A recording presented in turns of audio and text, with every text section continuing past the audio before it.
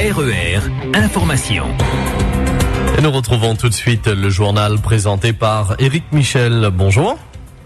Bonjour à tous. 18 400 chômeurs supplémentaires en un mois. Le nombre de demandeurs d'emploi recensés fin février frôle, sans le dépasser, le pic de janvier 1997.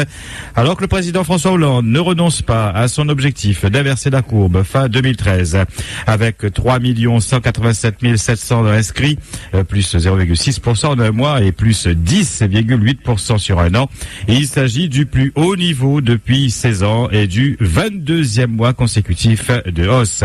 À La Réunion, le chômage a progressé de 0,4% en un mois pour s'établir à présent à 132 260 chômeurs. Inverser cette courbe, ce n'est pas un problème de conviction, ce n'est pas simplement une croyance, c'est une volonté, un objectif, et je m'y tiendrai avec des mesures que nous avons prises tout au long de ces derniers mois et qui vont connaître leur effet, a assuré le président François Hollande. De son côté, le Premier ministre a appelé à une nouvelle mobilisation générale pour l'emploi. Jean-Marc Ayrault a invité les entreprises, les collectivités locales et les associations à user des différents dispositifs gouvernementaux sur les rails, à savoir contrat d'avenir, contrat de génération ou encore les mesures en faveur de la compétitivité des entreprises comme le crédit d'impôt. C'est maintenant officiel, les prix des carburants au 1er avril sont connus. Le litre du super reste inchangé à 1,66 €. Le gazole connaît une légère baisse de 2 centimes à 1,26 €. La bouteille de gaz n'explose pas, mais flambe. Elle coûtera 21,99 €, soit 26 centimes de plus. Son prix n'a jamais été aussi élevé. Nouvelle réunion de négociations aux annuelles obligatoires dans le BTP. Il y a du mieux, il y a une avancée, une volonté de négocier. C'est ce qu'a déclaré l'intersyndicale après que le patronat CAPEB et FRBTP aient proposé une revalorisation des salaires de 0,8% avec effet rétroactif au 1er janvier 2013, soit le niveau de l'inflation de 2012. Lors de la dernière rencontre, le patronat avait proposé 0,4%. Les syndicats, eux, ont revu à la baisse leur demande, 3,8% au lieu de 4%. Les deux parties ont convenu de se revoir le 11 avril prochain. Non à l'importation de bovins, ovins et caprins. C'est la motion signée hier par la CGPER, la Chambre d'agriculture et le monde de l'élevage, remise au préfet, lui demandant de prendre un arrêté pour faire cesser ces importations. Les signataires de la motion réagissent ainsi à la volonté du syndicat des bouchers qui demande à augmenter l'importation des ruminants face à une demande croissante des consommateurs. La Chambre d'agriculture et la CGPER évoquent un danger sanitaire, rappelant qu'en 2008, l'importation de 800 bovins de métropole avait conduit à l'introduction de la maladie IBR dans le cheptel réunionnais, avec une dizaine d'élevages durement touchés par une forte mortalité, entraînant la ruine de certains éleveurs qui ont dû mettre la clé sous la porte. RER. Aux assises, Patrick Blancard a été reconnu coupable du meurtre d'Alexis Trestan en octobre 2011 à la sortie d'un bar à Saint-Leu. Il a été condamné à 18 ans de prison ferme. La thèse de la légitime défense évoquée par l'accusé n'a pas convaincu ni l'avocat général ni les jurys. Les deux poussins de Sainte-Marie, poursuivis pour mise en danger de la vie d'autrui, délit de fuite et vitesse excessive, seront finalement jugés le 23 avril prochain. Hier, les deux hommes âgés de 25 et 29 ans ont demandé un délai pour préparer leur défense. Le parquet avait réclamé leur placement en détention provisoire en attendant, mais le tribunal a préféré prononcer un contrôle judiciaire strict avec interdiction de conduire et de se rencontrer. Dans la nuit de vendredi dernier, le conducteur d'une Subaru avait percuté une Clio avant de partir en tonneau et finir sur le toit. Il a ensuite pris la fuite à bord de la voiture d'un dallon. Dans la Clio se trouvait une famille de 5 personnes, dont 2 bébés. Fort heureusement, tout le monde est sorti indemne de cet accident. Bataille d'avocats hier à la chambre civile du tribunal de grande instance de Saint-Denis. Marie-Élise Mancini réclame réparation après le raté de la liposuction qu'elle a subi en mars 2008 à la clinique avicienne du Port. Durant l'intervention, la patiente a contracté un germe très rare qui lui mange littéralement la peau. Depuis, les douleurs sont insupportables, le traitement lourd. Marie-Élise a dû subir une greffe de la peau et elle porte des séquelles. Son avocat a réclamé 6 millions d'euros de préjudice au chirurgien, à la clinique et à l'anesthésiste, mais les différentes parties se sont renvoyées la balle et ont demandé une nouvelle expertise. L'affaire a donc été mise en délibéré au 23 mai. RER.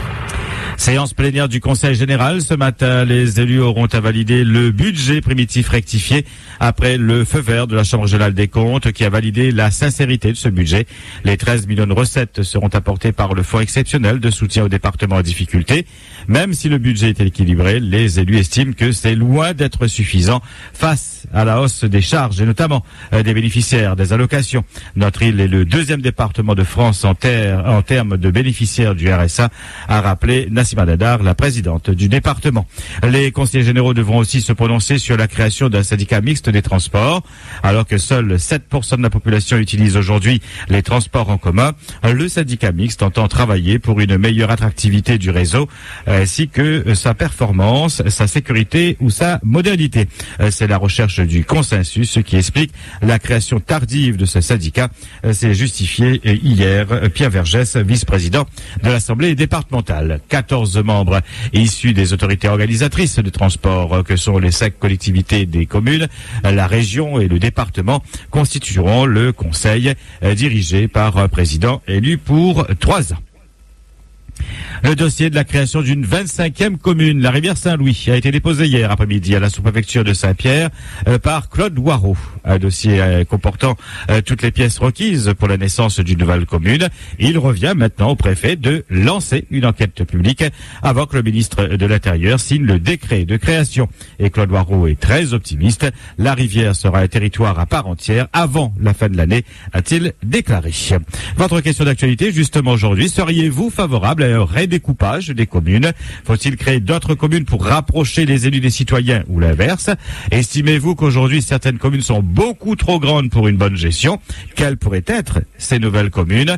Eh bien, vos réactions dans nos différents directs à 9h et 11h sur le 47 2x33 et le 47 2x34. Sur Facebook aussi, rendez-vous sur la page RER Radio officielle ou encore vous avez notre site internet www.rer.re.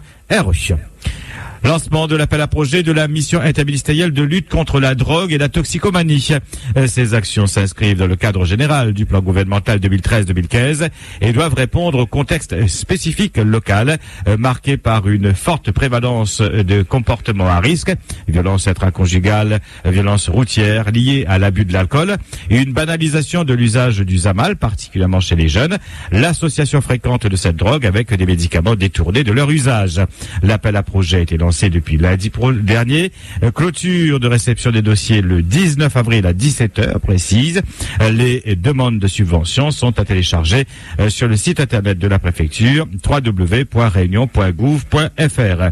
L'année dernière, 20 actions ont pu être financées pour un montant total de près de 105 000 €. Depuis lundi, c'est la 8e semaine nationale de mobilisation pour le don de la moelle osseuse, organisée par l'Agence de la biomédecine. Cette campagne vise à informer et sensibiliser toujours et encore plus partout en France à l'importance de recruter de nouveaux donneurs.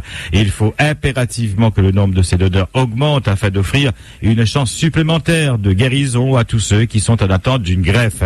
Chaque année à La Réunion, une quarantaine de personnes sont en attente d'une greffe pour 3000 donneurs. Mais les chances d'être compatibles sont infimes. C'est pourquoi il faut absolument beaucoup plus de donneurs. Et pour cela, il faut être en bonne santé et être âgé entre 18 et 50 ans. Adressez-vous à l'Agence de la biomédecine ou encore à l'Établissement français du sang ou encore les centres hospitaliers. RER. Prudence, si vous roulez dans le secteur du Chaudron, aujourd'hui, l'église accueille la messe chrismale célébrée par l'évêque Gilbert Aubry. Grand Caf nous le signalait tout à l'heure, à 7h30, beaucoup de circulation, c'est une circulation bien embouteillée dans ce secteur avec les bus et les véhicules qui déposent les fidèles, des fidèles qui vont se compter par milliers dans le courant de cette matinée pour assister au renouvellement de l'engagement de tous les prêtres à leur sacerdoce et à la bénédiction des saintes huiles qui vont servir pour les différentes cérémonies durant toute l'année. Puisque si nous sommes sur la route, nous y restons pour vous dire que du côté de la ravine des Chèvres, la situation est toujours bloquée, enfin toujours la même que tout à l'heure, à savoir qu'il y a cette collision entre 5 voitures en face des stations en direction de Saint-Denis. Les véhicules se trouvent sur la voie de gauche et le ralentissement est toujours sur d'actualité. Et Jean Roland, qui vient de nous appeler également sur le 39 16 16, nous dit qu'il faudra un peu de temps avant de dégager ces véhicules. Donc armez-vous de patience sur ce secteur de la Ravine des Chèvres, en face des stations, en direction de Saint-Denis. Vous rappelez qu'il n'y a pas de blessés dans cette collision. Les pompiers sont toujours sur place. Il y a surtout de gros dégâts matériels. Merci à Jean Roland. Et puis, du football pour terminer avec ce rappel. La France qui s'est inclinée hier soir au Stade de France devant l'Espagne 1-0 en match de qualification pour la Coupe du Monde 2014. Les Bleus ont terminé la rencontre à 10. L'Espagne reprend ainsi la tête du groupe I et compte désormais un point d'avance sur la France. RER. 8h11 sur RER, c'est le point final à ce 5-8. Merci à tous de votre attention. Excellente journée. RER, la radio qui vous transporte sur toute l'île.